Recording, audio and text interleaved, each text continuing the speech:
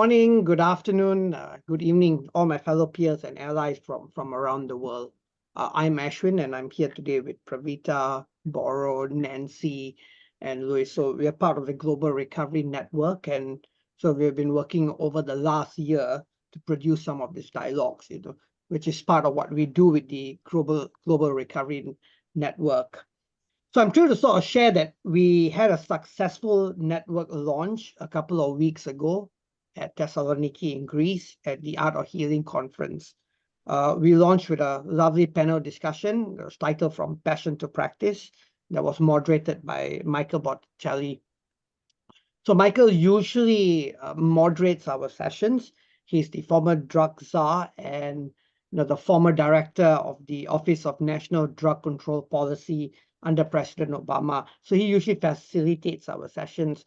But for today, we have equally charismatic Boro Goic, good friend, and also part of the executive committee of the Global Recovery Network, who will be moderating our sessions today. So a bit of housekeeping. We have Spanish translation that's, I think, expected. The translator should be in shortly. So once the translator has joined the call, we will see a globe at the bottom of your screen. So you can then click the globe and select between English and Spanish. So if any one of our colleagues would like to chime in and share your points in Spanish, then we can also click on the globe and select English for the English translation. Also, our webinar will be about an hour. Our dialogue series will be about an hour. So we'll finish at about, in an hour's time, about 9 a.m. Washington, D.C. time. So a little bit about the GRN. It's a global platform that aims to support, professionalize, and share knowledge among peers and allies of recovery. And so the goal of doing this is through empowering professional growth, facilitating opportunities to connect, and also learning from one another by unifying and strengthening the global recovery community.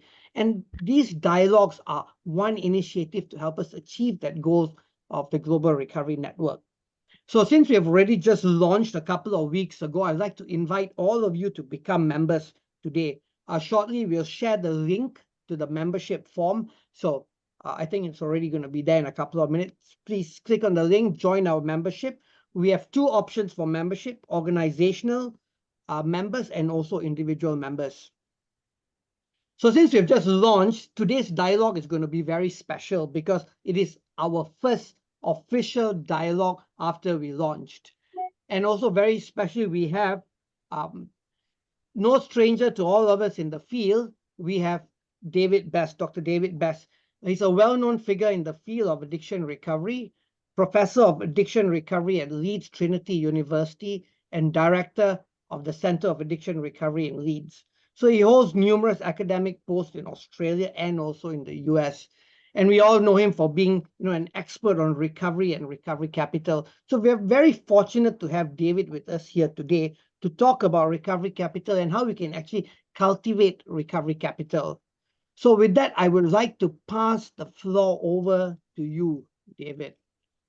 Perfect. Well, thank you so much, Ashwin, and thank you for that introduction. And it's my pleasure to be here today. It's lovely to have a chance to speak to you all.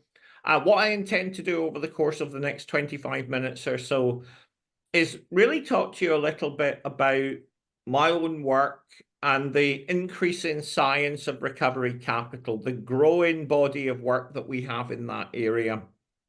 And I do have various roles and titles that you see on the screen there, but I guess for me, probably the most important is the fact that in the course of the last 15 years or so, I've collected somewhere between 3,500 and 4,000 recovery stories.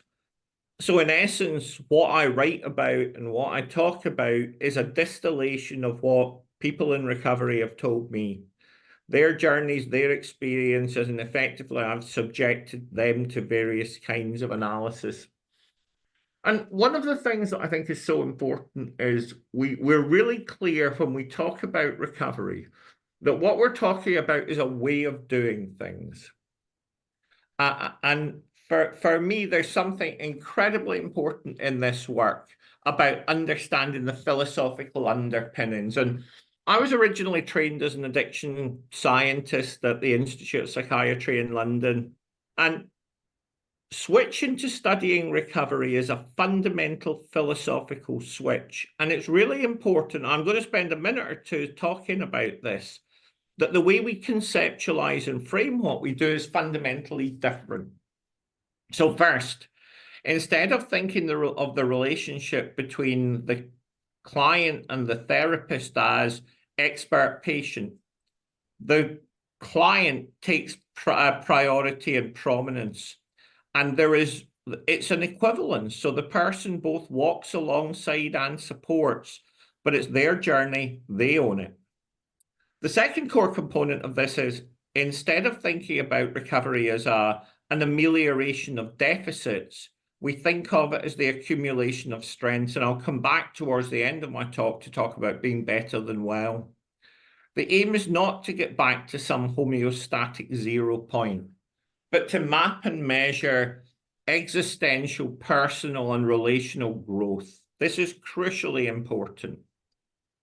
And in my career, I've worked in treatment services and the search for the magic bullet to cure addiction for a long, long time.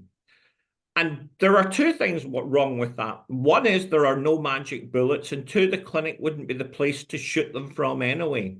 People recover at home, in families, in communities, in workplaces, in churches, not in specialist clinics. And we have to think about the locus of change being the community, not being the clinic, and the mechanisms of change being the process of interpersonal growth, not the process of medication or talking therapy. And that brings me to the next thing. We tend to think of addiction as incorporated inside people's bodies, inside people's brains, but recovery isn't like that. Recovery is a fundamental social process. It happens among and between people.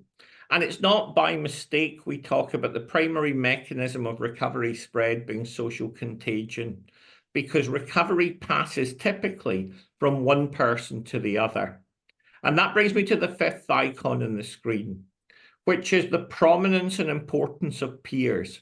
People typically learn to recover by observing and copying other people and other groups in recovery. It's a social contagion that passes from one person in recovery to another person in recovery.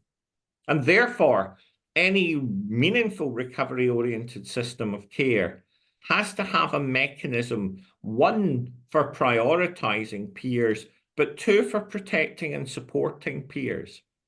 And that the relationship between a peer navigator and a person in early recovery should be a process of mutual benefit and mutual growth. We don't assume objectivity or indifference on the part of one party. Both parties should grow from the interaction.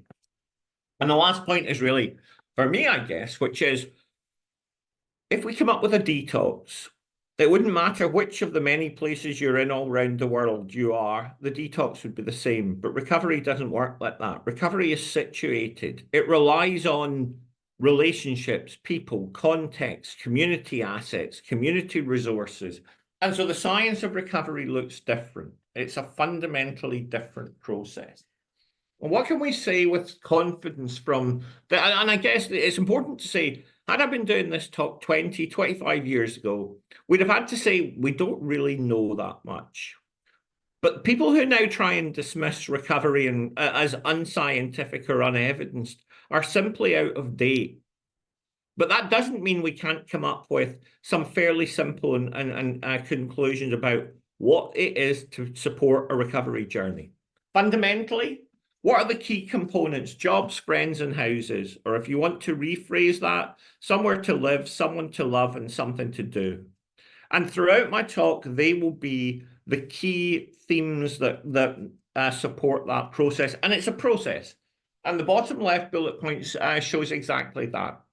That the journey to stable recovery typically takes around 5 years, after which recovery can be described as self-sustaining.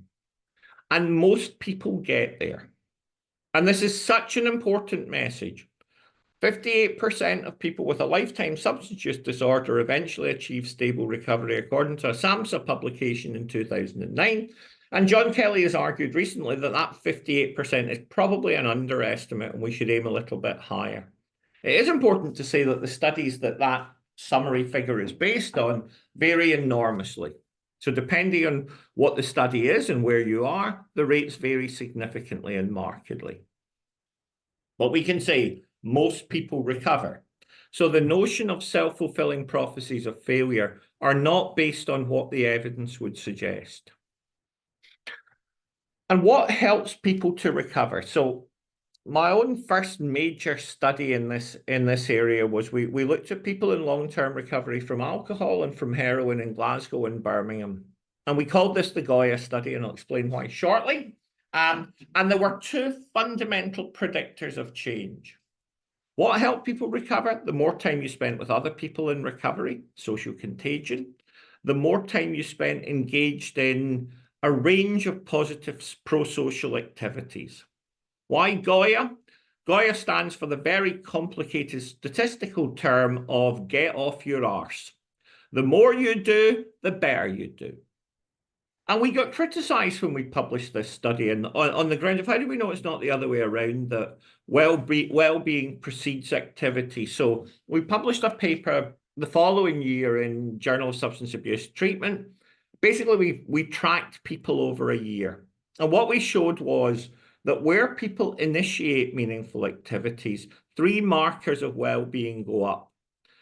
Physical well-being, psychological well-being, and quality of life. Where they stop meaningful activities, they go down. Where people are continuously involved in meaningful activities, their self-reported markers of well-being are higher than people who don't engage in any meaningful activity. Now, this isn't a randomized control trial, so we can't claim cause, but it's not a million miles away. This is pretty convincing evidence. Activity kickstart well-being. It's not well-being that kickstarts activity.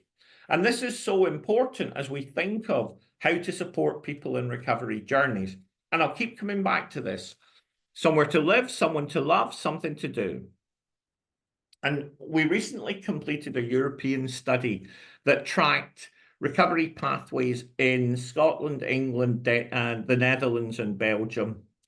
And we basically found that over the course of our first year, about 10 people relapsed. And I should have said we recruited roughly equal numbers who at the start of the study were in early, sustained, or stable recovery. For people in early recovery, the relapse rate was 30% in our year. For people in sustained recovery, it was 17%. For people in stable recovery, it was 1.5%. So if you already had 5 years of recovery time at the start of our study, the 1 in 70 relapsed. If you were in the first year of your recovery, 1 in 3 relapsed. The process of recovery is a gradual accretion of capital that allows people to prevent relapse. And crucially, one of the biggest predictors of doing well is the third bottom bullet point. People did much better where there was at least some peer-based recovery support services. And following previous research by Fiorentini and colleagues in the United States, where people went to both peer-based recovery support services and professional treatment, they did better than people who only went to one of those things. So this question of 12-step or treatment is the wrong question. It's how do we get people all types of support and access different kinds of recovery resources at different points of their journey or with different emphasis at different points of their journey. I should also say we got some extra money from the Economic and Social Research Council in the UK to do a follow-up post-COVID, because we effectively had completed our data collection in the year prior to lockdown. The year of COVID actually led to slightly lower relapse rates. So people whose recovery was stable did very well in terms of relapse rates during COVID. They did better than they did prior to COVID. And one of the things, like all good academics, I don't have any original thoughts or ideas at all. I just shamelessly steal from other people. So this is stolen from the mental health recovery movement. And there was a systematic review of what works in recovery in 2011 by Leamy and colleagues. And they summarized around 400 articles And they concluded that if you want to set up a service to support people in recovery, there are 5 core component parts.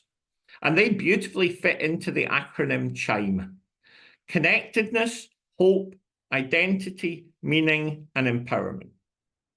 And I'm going to quickly suggest how I think this works in the addictions recovery field. It all starts with positive social connection.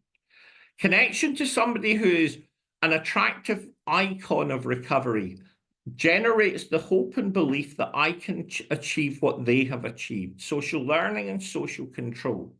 Now, the only thing wrong with the CHIME acronym is it's slightly the wrong order, because it's actually be CHMIE, because the hope generates activity. Get off your arse, meaningful activity that generates a positive sense of identity and a sense of empowerment.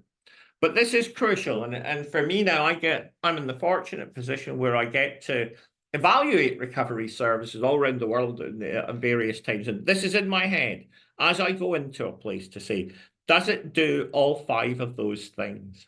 And if it does, it has a very good chance of success, and if it doesn't, it won't. So I think for me, if any of you are looking at what makes a good recovery service, start here. Now, the bulk of the next 10 minutes or so, I'm going to talk about capital. And I'm going to start with a quote from my own academic mentor and guru, who is Professor John Braithwaite from the Australian National University in Canberra, who in 2022 published a wonderful book called Macrocriminology and Freedom. And in it, he cites, social capital, human capital, recovery capital, and restorative capital are unlike financial capital in that they are not depleted through use. When you spend your money from the bank, you deplete your capital. When you trust someone, you do not deplete trust. Trust tends to be reciprocated, and this engenders virtuous circles of trust building. A politics of hope is likewise redemptive. As we face adversity, it is infectious. Well, the word we use is contagious rather than infectious. But the big point here is recovery capital is a positive sum game. It builds, it ripples out from individuals to families to communities to groups. And much of what I'm going to say from now on is predicated on that assumption. Recovery capital was defined by the fabulous Bob Granfield and William Cloud as the breadth and depth of internal and external resources that can be drawn upon to initiate and sustain recovery from alcohol and drug problems. And William White and William Cloud subsequently argued that stable recovery is much better predicted on strengths rather than assets. And a significant amount of my career has really been down to how do we turn this in from a lovely concept into something we can count. So in 2010, I did some work with Alexandra Lodi, who is a recovery researcher from the United States. And we pulled our data and basically summarized recovery capital as being in 3 slices of the pie. Personal capital, which is things like self-esteem, self-efficacy, coping skills, resilience skills, and communication skills. And these are really the internal qualities that you want people to build up over the course of the 5 years of their recovery journey. But it is the other 2 slices of the pie that are absolutely critical to giving the space for that bit of the pie to successfully cook and bake. Social supports and what we call collective recovery capital, we now call community recovery capital, and that is access to resources in your communities. Jobs, friends, houses. Things that will create the conditions, and increasingly I think of recovery capital as 2 parallel tracks. The growth of what you have and the conditions in which you live that create the conditions that allow you to recover and to flourish.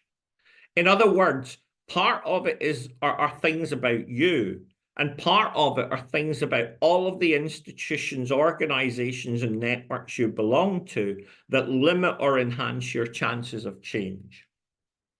Measurement, measurement, measurement. So in my world, we now have something called the RECCAP, and RECCAP is short for Recovery Capital and is a remarkably unimaginative and boring name, where we measure the following 8 things.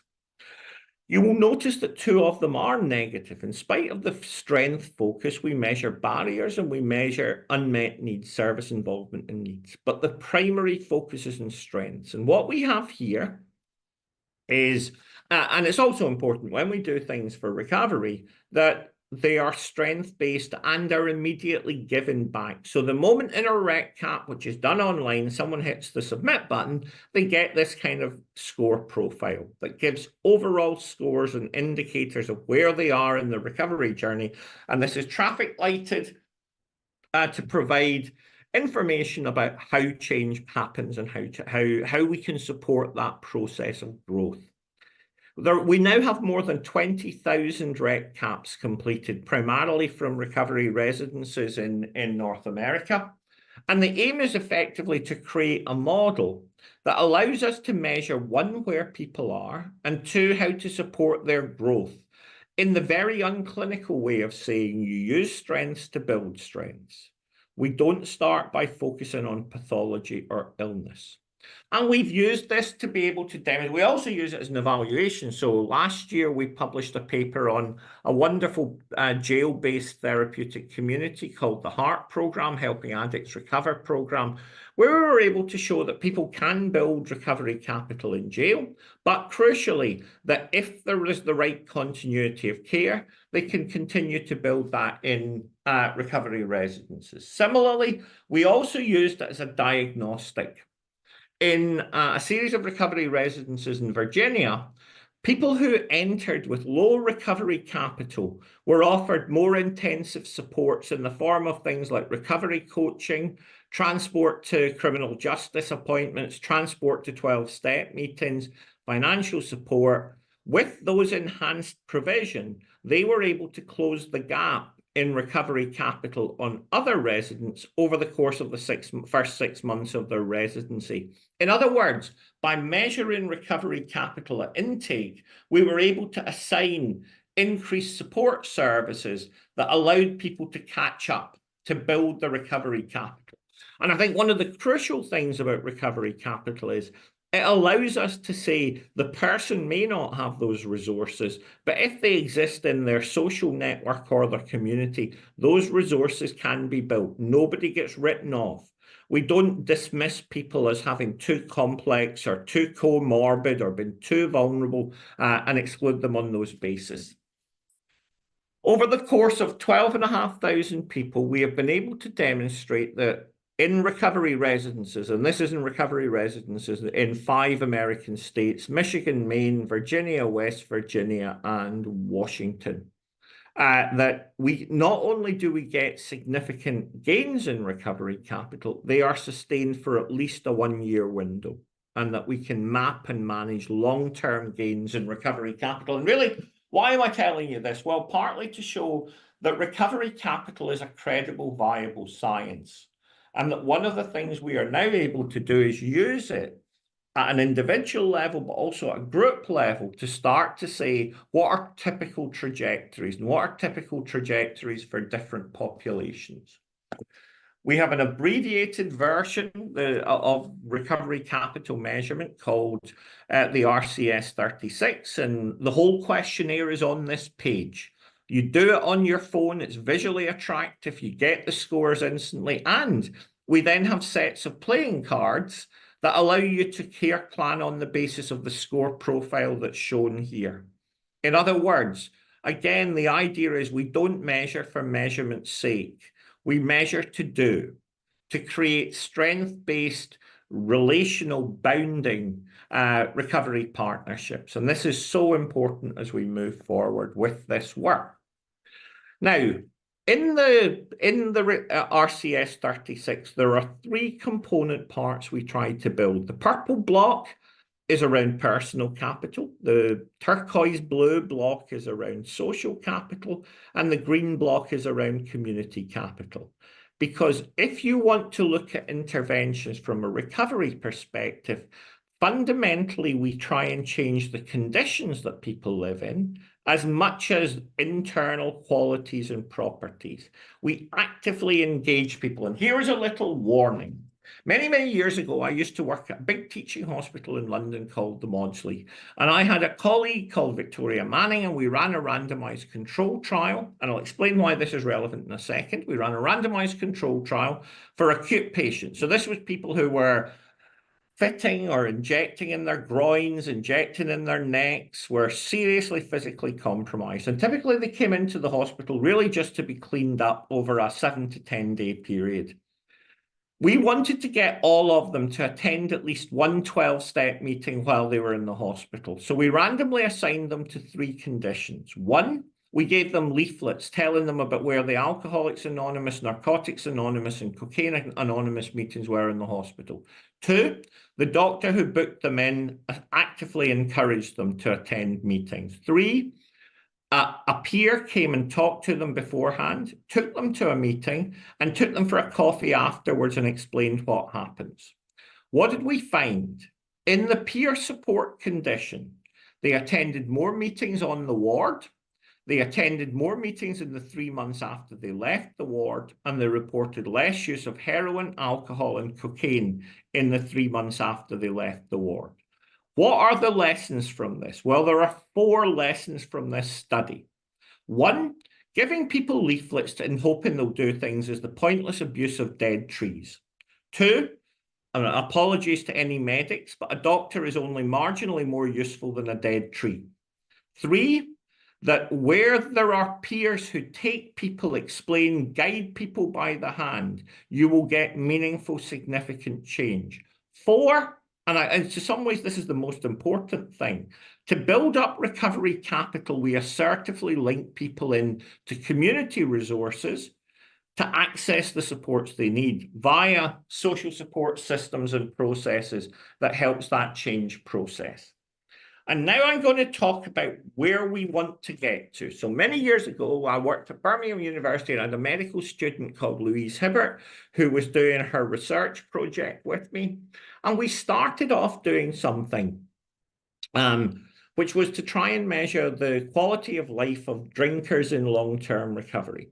And she went away and she gathered 50 completed WHO quality of life scales. And if you look at the WHO brief quality of life measure, there are population norms. So she came back to me and she reported her data, and basically her scores were significantly higher than the general public. So I was saying to her, go away, run your analysis again. You've done something wrong. People may recover a long way in addiction, but they're not going to do better than people who've never been addicted in the first place. But she hadn't done her data wrong. They had better quality of life in 2 areas: social networks and the relationships to their neighborhoods and their neighbors.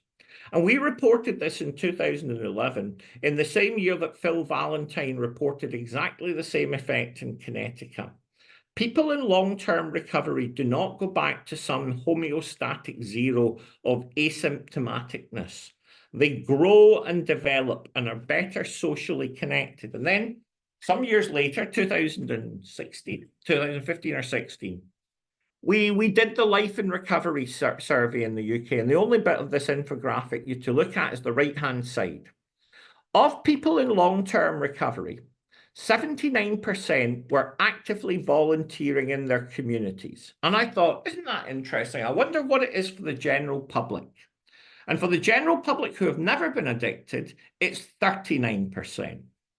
If you want to live in an active, vibrant community, you are much better having people in long-term recovery in it than people who have never been addicted in the first place. This is better than well. This is giving back in action. And this is such an important part of what the model of recovery capital is about.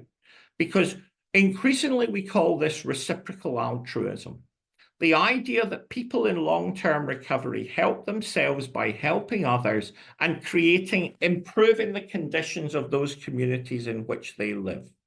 All of you will be familiar with this kind of image, a recovery walk, and the only remarkable and unusual thing about this one is the sun is out. And why is that remarkable? Because it's my home city of Glasgow, where the sun is never out. But nonetheless, for the recovery walk, the sun came out. And effectively, this is a public action. And why do we have public celebrations of recovery? Well, for a minimum of 6 or 7 reasons. 1, because it's something worth celebrating. 2, to bring people together who are in recovery to create new positive social networks. 3, to convince the general public and challenge stigma that this is something positive and encouraging. 4, for people who are in active addiction, to show them that this is possible and to make it accessible and viable. 5, to try and convince politicians, commissioners, and fundraisers that this isn't some mythical creation, that there are thousands of people in recovery who are active, visible, and vibrant. 6, and increasingly this is important for me, to contribute to the community calendar, to offer opportunities for people in recovery to volunteer, and to mark and commemorate a recovery population as an active, vibrant strength in the community. Now, many of you may be in places where that seems a long, long distance away, and it was when this walk occurred in Glasgow about 15 years ago. But that world is gradually changing, and recovery is increasingly seen as something viable and accessible and important.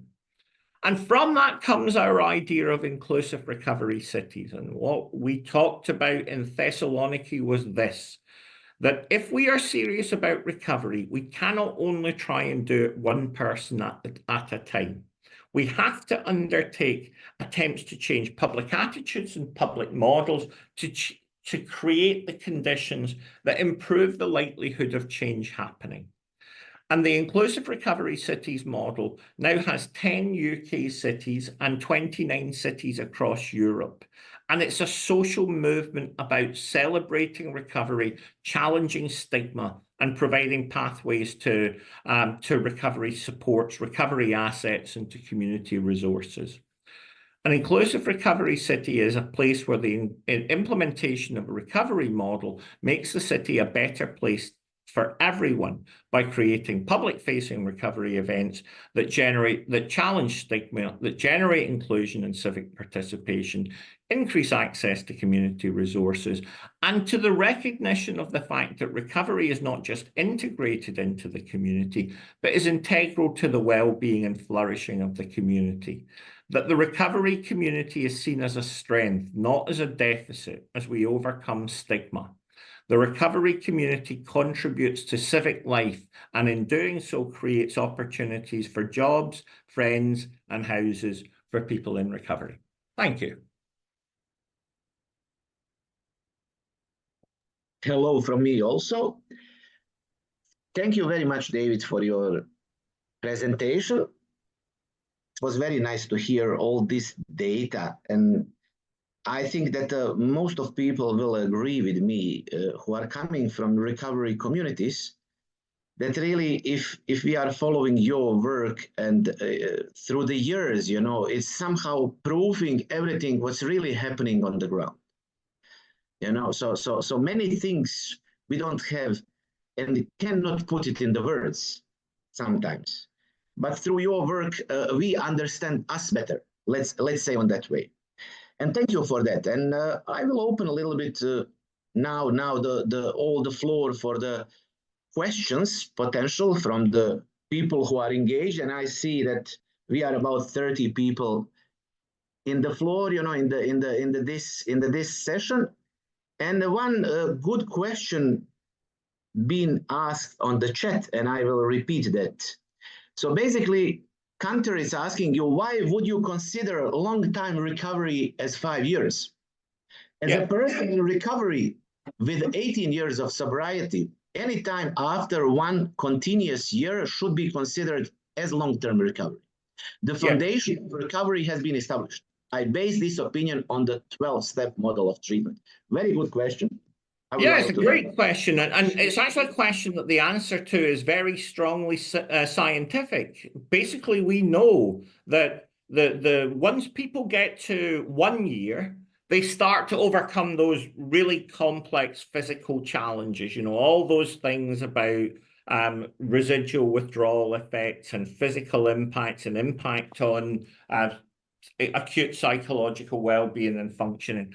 But essentially, the data is really clear, and the original data the original US data that came from primarily from the Chestnut Institute was that up to in the first year, the likelihood of relapse was typically 50 to 70% after detox. That by the time people got to 5 years of continuous sobriety, it reduced to around 14% and then largely plateaued. And that's where it comes from. So in the Betty Ford Institute consensus group definition, they use the 5 years as the cutoff for stable recovery. Now, the data that I presented earlier would suggest that those figures are too pessimistic from our European study. So we only had 30% of relapse in the first year, so lower. But I think it's also important to say that for me, it will depend on people's recovery capital. So if you looked at a study of airline pilots or lawyers or addicted doctors, they will show very different trajectories and time windows for the recovery. So these are overall population averages that are mediated massively by individual variables in recovery capital. But I think it's useful to think, I mean, the other thing that I think has been such a nonsense in our field has been that idea of saying, look, don't allow people to work until they're 1 year clean or 2 years clean or 3 years clean. Recovery is such an individual and personal pathway. It's much, much more important to know what somebody's recovery capital is than how much clean time they have. And I think that's frequently been an act of kind of cowardice and risk aversion by organizations and agencies. Yeah, thank you very much for this response. I also think as we did life in recovery research together for the Balkans, it was very crucial that we had 3 different stages, not only for us to measure our development, people in recovery, then for professionals, you know, for everybody who is reading that piece of research, they totally understand now that what kind of services and what kind of support they need to offer in the early stages of recovery, first year, because it's a lot of relapsing through that period, and also then inside of between first and 5th year in sustained, and then especially in the stable recovery. That doesn't mean we will not support after the 5th year, but that means it will be different support. So this and is I think the other big implication of this, Boro, is when, you know, and it's so important to say from a policy and treatment perspective, the assumption when I was started in the field was, you know, somebody went to detox, and if they were lucky, they went to rehab. Then the assumption was they were fine after that. That just get on with it. You're better. Get on with your life. And one of the things about the time windows, regardless of whether you think 5 years is the right time, it's important that policymakers and funders recognize that there is a significant window of time where people will need ongoing support and ongoing help. And, you know, the Mike Dennis's estimate of 5 years where people become self-sustaining, you can debate that. But I think it's a very gradual process for people, and it'll depend on what they have round about them. Somebody who is successfully reintegrated into a family, a job, a safe place to live will need much, much less support than somebody who isn't. Yes, agree totally. I have one question. So you are telling a lot, you know, that it's going from the deficit to strength. It's going from the clinical settings to a community. But let's be real, you know, people who have a problem with addiction, you know, will not go always to the community and find some recovery group. They will go to the clinics and clinician settings. So from your point of view, can recovery capital be developed inside of clinical settings? Well, this is a very important question for everybody, you know, so because are we going to think, you know, that we can make connections with the clinician settings and community settings, or are we going with your methods to go more separately? Look, for me, let me challenge the first part of what you said. We know from global literature that the time it takes people from the onset of dependence to go anywhere near a clinic is typically 8 to 10 years. So an awful lot of time is wasted waiting for people to turn up in a treatment center. And I've been in meetings over the last couple of weeks about the traditional treatment model of sitting in a specialist hospital setting waiting for people to come to you is fundamentally flawed and limited. I think one of the reasons why, and William White is very clear in his argument, recovery precedes treatment. Treatment doesn't precede recovery. It not only limits us politically and financially to say, wait until somebody has been dealt with by the clinicians and then they can move on to recovery as aftercare. For me, recovery is primary prevention, targeted prevention, and about community building and community growth. And the more effectively you do that, the more you reduce stigma. And of course, there'll always be a place for specialist treatment, but people don't access specialist treatment unless they absolutely have to. It's something of last resort. And you know, if you were facing a problem, Boro, what would you rather do? Would you rather speak to a peer in a community setting or a cafe, or go into some incredibly stigmatized clinic where you know you're going to get drawn back into all kinds of issues and challenges that you're trying to avoid? So for me, the whole model of center-based clinical medical treatment is outmoded and out of date and should be a form of tertiary healthcare. It should be something to escalate people up to. Now, this isn't particularly a criticism. Well, it is a criticism of treatment, but much more importantly, it's for me, it's the argument of saying, in a recovery-oriented system of addiction care, the recovery parts should come before, during, and after the treatment parts, not the other way around. Yeah. Thank you, David. That was a good answer. Somebody asked just like about recovery cities. We have a question from Nancy. So the question is the inclusive recovery city concept a kind of extension of building on the power of the group that is so common to the 12-step movement? Totally.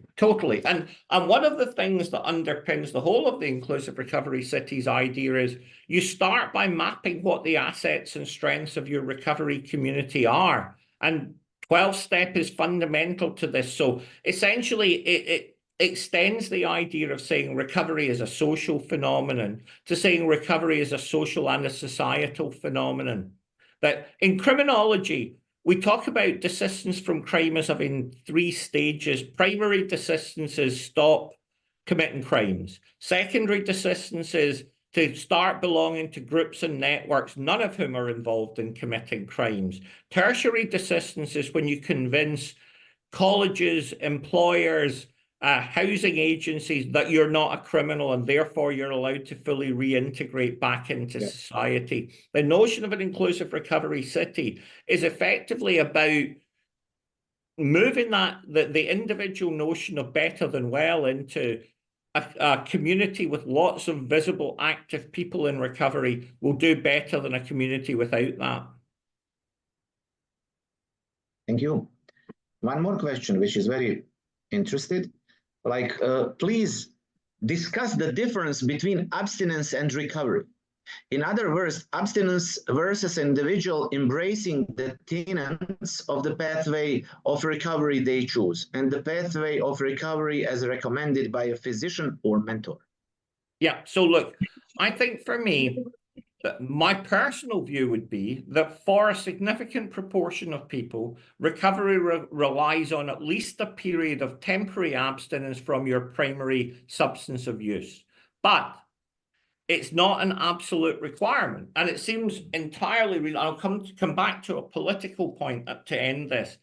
But it seems to me that it's crucially important that we think of recovery in terms of control over your substance use, in terms of well-being and quality of life, and active participation in citizenship. So the first thing that's crucial is, even if you go for a non-abstinent pathway, I don't think you can call yourself in recovery if your substance use harms anyone else. It's not just about you. So there's something about a social contract, a Hobbesian social contract about recovery, because it's about well-being and citizenship as much as it's about anything to do with substance use. And for me, the political point about this is I'm currently involved in a study in my local area of looking at drug-related deaths. And of the people who in this area die, not from overdose, but chronic consequences of drug use, What do they typically die of? And this is people in treatment, typically in medication-assisted treatment. What do they die of? They die of smoking, drinking, coronary heart disease, diabetes, COPD. And what's their lifestyle like? They die alone. They die in incredibly poor, limited conditions. So all the things I've talked about visible community, but somewhere to live, someone to love, something to do, that applies much, much more pressingly to those people who are parked and left on long-term substitution therapies. They are in desperate need of recovery-oriented interventions. And for me, the question of, do they have to be abstinent? No, of course not, because it's the most important thing is for so many of those people to give them opportunities to have a better quality of life, connection, purpose. Yeah. Also, one question about clinicians is how you came across the situation where clinicians still do not embrace recovery as a part of the recovery-oriented systems of care? Yeah, only for 30 years. So yeah, absolutely. Look, and I think it's one of the other things that strikes me, and I think this is a fundamentally revolutionary notion about recovery. And I said it earlier. It seems to me in the UK at least, so many of our clinicians are burnt out. They suffer from stress. They deal with emotional labor and significant challenges because we make the assumption that they are somehow impassive or impersonal or unaffected by the work they do. For me, the whole notion of a recovery model, both parties have to benefit from it. If you're in a group, everybody has to benefit from it. You cannot have this situation of assuming that one person's all in and the other's kind of thinking about how they pay the mortgage. It seems to me like for a recovery model to be successful, it has to be about shared mutual growth. And the whole idea of recovery cities is just extending that up to communities. That the idea here is not that you have some dispassionate professional. And yes, many professionals are resistant to the idea of recovery models. And to some extent, they see it as turkeys voting for Christmas. Why would they accept things that removes their expert status? Why would they accept things that challenge their right to pontificate and tell people what to do with their lives? But it seems to me that a recovery model is a much more mutually generative, beneficial thing for everybody involved in the process. Yeah. Agree. One more question from Hussein Jamil. We know him very good. And oh, hi, Hussein. Greetings from him. I will read it. I'm a person in long-term recovery who heads up a drug and alcohol service for a local authority and who works in the recovery space. There is a tension between the two. What advice would you give to combine the best of both? Look, for me, it's recovery first and refer people up to treatment who relapse, refer people up to treatment if the community-based, peer-based interventions aren't working and effective. The specialist treatment component should be exactly that. It should be a specialist function, not the standard response. And it seems to me we put the that it's the wrong way around, that most of our resources go to treatment and only a tiny fraction to recovery. It seems to me that recovery should precede treatment. And one of the things that I do understand, and just for Hussein's benefit, and I think this is a UK issue, is because of the money attached now to recovery, lots of places are calling themselves treatment and recovery services. And Boro, you know my view on this is, I think you're one or the other. I don't think you can be both, because a professional treatment service has specialist qualifications, clinical skills, psychotherapeutic skills. I think a recovery service should be peer-run, peer-owned, peer-managed, and should be entirely community focused. Now, that doesn't mean the two can't work together highly effectively, but there's different philosophies, different methods, and different rationales that underpin each. And one of the things and also for me, we can't have a situation where peer recovery workers are asked to deliver CBT for dummies or motivational interview for dummies. It's not a watered down version of professional treatment. It's its own specialism. It's not a third-rate version of talking therapy. It's its own specialist set of skills and competences. Yeah. And you see, I see here a lot of questions. So we never had a dialogue with so many questions, because when you speak, yeah, a lot of people have questions. But one of interesting questions or statements is that hearing that abstinence is not a prerequisite to recovery triggered excuses to use from some of my clients listening now. A lot of good debate is there. You know, for me, look, I think it's really difficult. Recovery is a personal journey. And I think you have to go with what people's goals are. And we paid the price in the past, Boro, for having this very strict abstinence-based model. It doesn't work for everybody. And, you know, if you ask me what the advice would be to start with, it's try to turn off the tap before you attempt to fix the plumbing.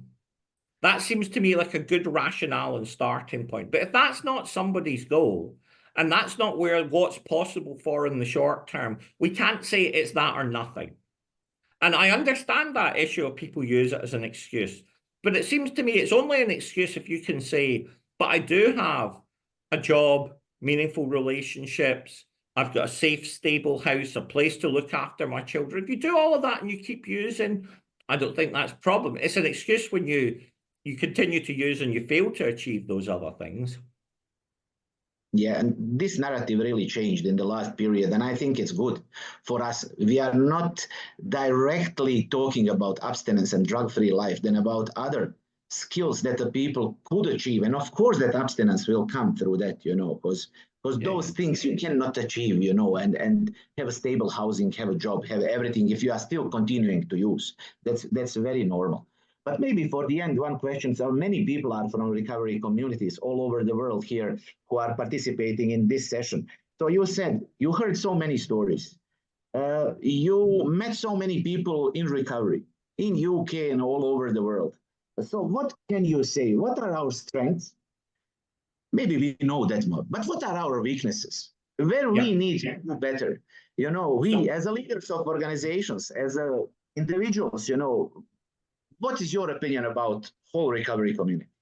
Let me start with, I'm going to flip it around. I'll start, because I want to finish on strengths. I don't want to finish on weaknesses. It seems to me one of the lessons we have learned very slowly is, I did it X way, and therefore you will have to do it X way, and every other way is wrong. And it seems to me like one of the things about things like inclusive recovery cities is it's an umbrella platform that's multiple ways to recovery, whatever works for you. And the science is really clear about this. Different people will want different things at different times. And the more you can tap into people's passions and you can create the social cure of a sense of belonging to multiple groups, that's so fundamentally. So I think one of the lessons, well, there's two lessons. I think one is, but one of the weakness has been abstinence or nothing. And I think politically as well as morally, that's cost us. Secondly, I think that my way is the only way was incredibly foolish. You know, saying to people, stop your psychiatric medications because the big book tells you to. Well, firstly, I don't think it does. And secondly, you know, I think there was a certain amount of dabbling into territory that was nothing to do with recovery. So they are weaknesses. I think they are fundamental weaknesses. The recovery community also has, as you know all too well, Boro, a wonderful ability to circle the wagons, then shoot in the way so that we end up infighting and fighting with each other. The last weakness I'd want to say, and I'm not sure how much the recovery community is responsible for this, has been the futile recovery versus harm reduction war. You know, it seems to me they are parts of the same model. We can argue about some of the political details, but all of those things about keep people alive, keep them out of jail, as starting points, not as goals. I think, and that brings me to our strengths. I think our biggest strength is we don't give up on anyone. The recovery community doesn't say somebody's too complicated. And I think we are ambitious. I think the treatment community have been unambitious. And I'll speak only for the United Kingdom and Australia, where at times we've been far too inclined to say, it's good enough to keep people alive and keep them out of prison. Those are high enough aspirations. And I think one of the things the recovery community has been really good at doing is saying, no, that's not good enough. That's not good enough. We want people to aspire higher. And we want them to aspire higher so that they make a difference. They make a contribution. They give back. And as you'll know, the recovery community is astonishing for its caring, its generosity, its contribution, all those wonderful. So 3,500, 4,000 stories. What's the one thing they all have in common? The only thing they all have in common is positive human connections. Nobody does it alone. And the person who gives was once the person who received. And that process of passing it on and caring is what makes the recovery. It's a fundamentally social, caring community. Great. Thank you, David, for this. My pleasure. Great. Always session. lovely to talk to you, Boro. Yes, thank you very much. And I hope that we are all going richer from this session. Of course, if we have questions and etc., we can ask it for next hours or 2 or 3, but with some questions we can go through the life, and find it somewhere else. And of course, we will continue with our dialogues in September. I think now are months of holidays, etc., so we will be a little bit also out of business, but we will continue to do that in the September. Also, it's a International Recovery Day on 30th of September. So I hope to see you, everybody, again together here. So thank you, David, one more time, and to all participants, and see you next time. Thanks. Thank you, Boro. Thank you, everyone. Bye. Bye, everyone.